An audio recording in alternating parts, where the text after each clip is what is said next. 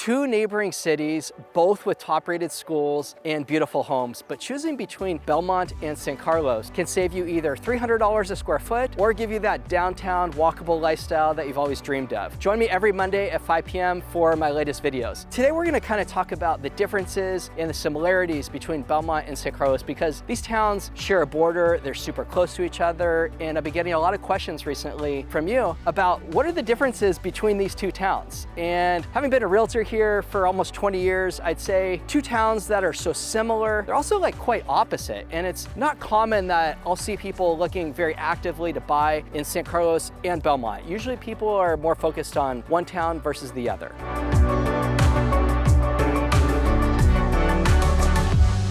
All right, so when a lot of people think about San Carlos and Belmont, people think about how wooded it is, private, more windy, narrow streets, tons of shade cover. It's so beautiful just walking through Belmont. Belmont, you're gonna have fewer sidewalks. And it's a lot more hilly. All the neighborhoods kind of weave and kind of embrace like the natural topography and terrain that's there.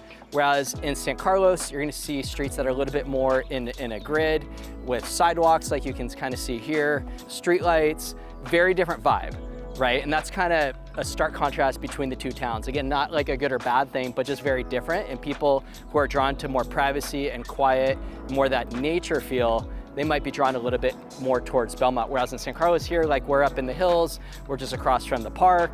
And even though we're up in the hill, this is still pretty flat. So there are some steeper streets in San Carlos up in the hills like Melody and Crestview. And then there's Club as well, which kind of connects eventually with Belmont. So both towns are really well regarded from a school's perspective. They're all top ranked at the top of a lot of people's list, and for good reason. But getting back to some of the differences between the towns from the topography perspective, if you want to be like close to a downtown, San Carlos is probably going to be the better fit for you because you kind of walk Laurel Street, and downtown San Carlos is fantastic. There's a weekly farmers market, and actually downtown San Carlos and Laurel Street is the only downtown on the peninsula where there's no metered parking. It's free. And then Belmont kind of has a downtown kind of right at Ralston, Alameda. There's a little intersection there. And down by Ralston, Alameda, there's another little shopping center there. So, but it's not the kind of place that if on date night, you're like, okay, I wanna go out in Belmont and then go for a stroll. It is nice, and don't get me wrong, like there's some really good restaurants in Belmont,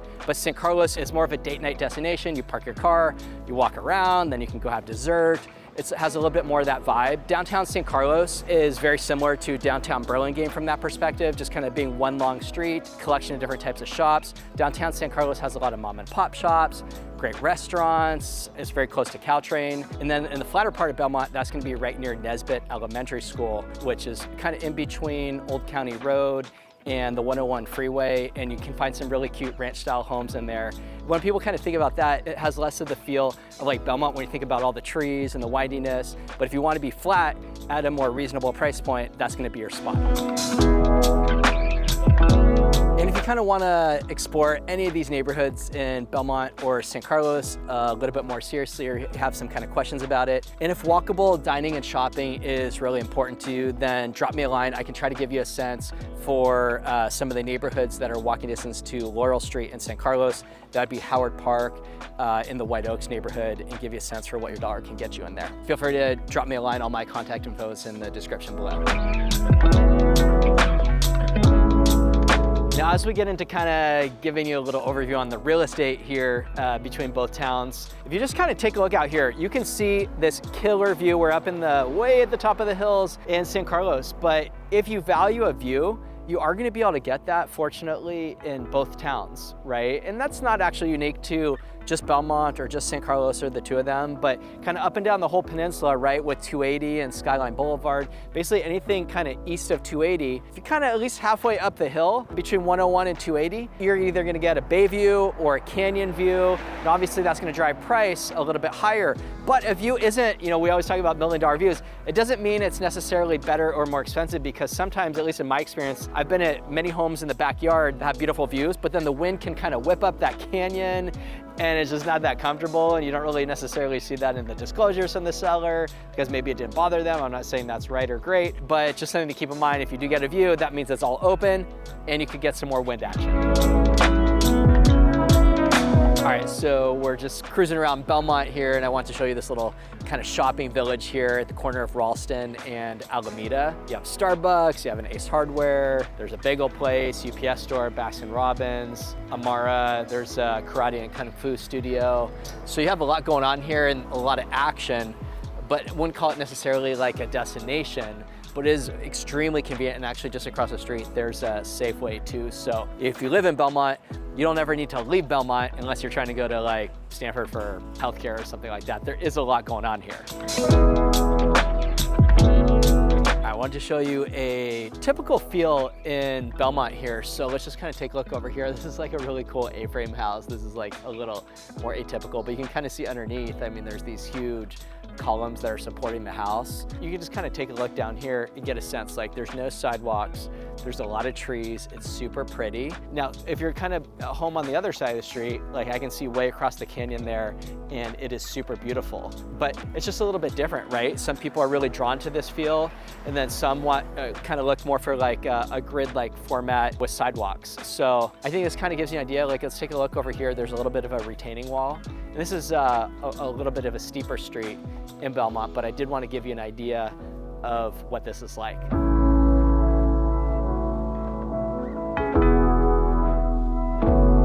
We just drove a block away, and I just want to show you another cool house. This just kind of gives you an idea of kind of the height of some of these houses here. Whereas in San Carlos, you're going to see a lot of single level and two-story homes. In San Carlos, you'll see kind of these multi-level homes, typically where the garage is not on the same level as the house. But you do see a lot of attached garages, which personally I'm a huge fan of. Now, how do people kind of decide if they want to live in Belmont or San Carlos? I think the main thing kind of comes down to the topography and the feel that you want. If you like being up in the hills like this and kind of these windier streets with like basically no streetlights, and I mean, geez, if you live in Belmont and you have to call 911, is it gonna take an extra minute longer than it would in San Carlos? I would say probably, right? But that's not a reason not to live anywhere, of course. And I've never tested it, nor do I have any inside knowledge on it. But these streets are a little bit windier and there's less lights, so it's just something you wanna kind of keep in mind because there's a trade-off for everything. In terms of weather between the two towns, it's very similar. The main difference is just gonna be if you're on a canyon with a view, you're just gonna get more of that wind. So from a commuting perspective, when we kind of think about Belmont and San Carlos, obviously with San Carlos being a little bit more south, it's going to be a little bit more conducive for working in Silicon Valley. But kind of for both towns, obviously Belmont's a little bit more north, a little bit closer to the city. But in my mind, I kind of think about the 92 freeway and Hillsdale Boulevard and where they intersect 101. That's really where the traffic starts to get kind of nasty if you're heading a little bit more north. So from my perspective, Belmont and San Carlos, they're pretty similar. And so if you or a significant other were to work in the Valley, obviously both of these are going to be pretty convenient. But if you work up in San Francisco, that's going to be less exciting. So I did have a client once who I represented buying in Belmont a number of years ago, and he was a cardiologist. And so he left pretty early and needed to be up there at 7. That was okay, not a big deal. But if you're kind of leaving at 8 or 9 a.m. and heading up to the city, I would personally not be as excited about that. So when we think about the parks and rec opportunities in both towns, we're now at Twin Pines Park in Belmont, and this is kind of like the main park in Belmont. There's also kind of right off of Hallmark, the cross-country course up there when I ran cross-country at Burlingame High School, and that was a really hard course. But Twin Pines is nice. There's a good picnic area here, playground area, and then there's a little bit of a kind of hiking trail. And then when we think about San Carlos, you have Burton Park, which is kind of the main park that everyone goes to for all kind of sport events. We'll show you what that looks like in a second as we head over back to San Carlos. But if you're into the outdoors and you like walking around, you really can't go wrong in either town. As you know, the whole point of this channel is to give you an idea of what it's like to live in San Mateo County. And so here we have Belmont, and this kind of talks about reserving picnic tables, booking events through the city, the Belmont Community Foundation, the Community Learning Center, Belmont Blooms, their summer concert series, immersive STEM camps at Barrett Community Center, World Cup soccer camps and clinics that use Belmont Fields, Peninsula Forest and Beach School nature camps, Belmont Public Works open house. Anyways, Belmont has a lot of amazing things happening. We're here on Laurel Street in downtown San Carlos, and like I said, this is one of my favorite downtowns on the whole peninsula. It's cool. Right now we're obviously walking in the middle of the street, and it's because it's been blocked off. There's a whole long block here where it's just out for pedestrians. Obviously we're shooting this on a weekday at lunchtime, but it's cool. You can kind of see all these different parklets here up and down the whole block. And so if you're to come back here during the farmer's market on a weekend, it's gonna look pretty sweet. Downtown San Carlos has tons of different restaurants, shopping opportunities. It's just a great place to come and relax at the end of the day. And it's definitely at the top of a lot of people's lists. And if you wanna live near downtown in San Carlos, stick around. I'm gonna show you that in our next visit. We are here now at Burton Park, and one of my favorite parks, again, on the whole peninsula. It kind of anchors the flatter neighborhoods in San Carlos, Howard Park and White Oaks to kind of Laurel Street. It's all super flat and walkable. You've got school just let out here, so nice to see on a weekday here. A lot of basketball action. And then we have tennis courts over here. There's a huge play area over there. Actually, I didn't realize that hoop is lowered, so that's pretty cool. And then in the outfield over there, San Carlos once a year has a festival called Hometown Days, which is super popular, great community building event. So if you haven't been here, definitely come check it out.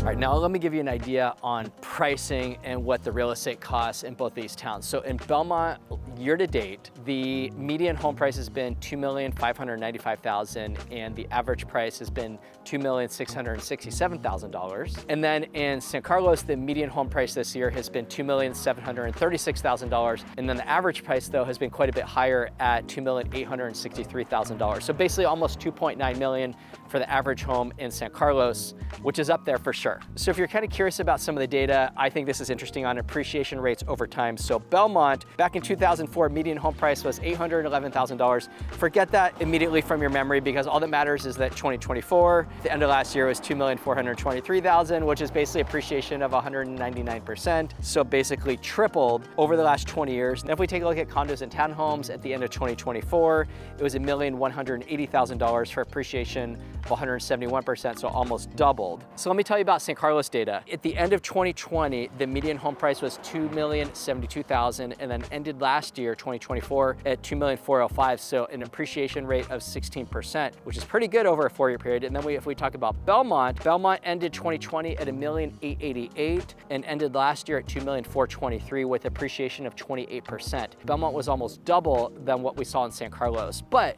we can still see that San Carlos's average and median pricing are a couple $100,000 higher than Belmont. Will we see that kind of continue and Belmont get pricier than San Carlos? I doubt it, but Belmont I just think had a lot more room to grow. San Carlos, to give you an idea, over the last 20 years, the median home price in 2004 was $830,000. At the end of 2024, it was $2.4 million, which appreciation rate of 190%. Basically the same thing. Belmont appreciated 199% in that time period, San Carlos 190%. Obviously, when we look at this data from a month-to-month perspective, having only 10 to 15 sales per month in each of these towns, roughly speaking, sometimes a little bit more. Of course, the data does get a little bit skewed, but basically you're looking at average median home prices in the mid to higher twos. And if you want to get a 2-bedroom house in either of these towns, you're going to be starting like high ones, low twos. If you want a 3-bedroom house in either of these towns, you're going to be starting like low twos up to higher 2 range, maybe even low 3s. And then a 4-bedroom house is pretty much going to start in the high 2s and then go up into $4+ million range. But there's not a lot that sells in either town over $4 million unless it's like an A+ location, totally remodeled, 5 to 10 years or less. If you're kind of looking to spend $4 to $5 million or more, you can easily get that in Burlingame, parts of San Mateo, Menlo Park, etc. But that's kind of where about the market tops out here in San Carlos, Belmont. So I hope you enjoyed learning a little bit more about some of the differences between Belmont and San Carlos. If you're thinking about making a move or you want to buy in either of these towns or sell, drop me a line. Love talking to my people like you about real estate. See you on the next video.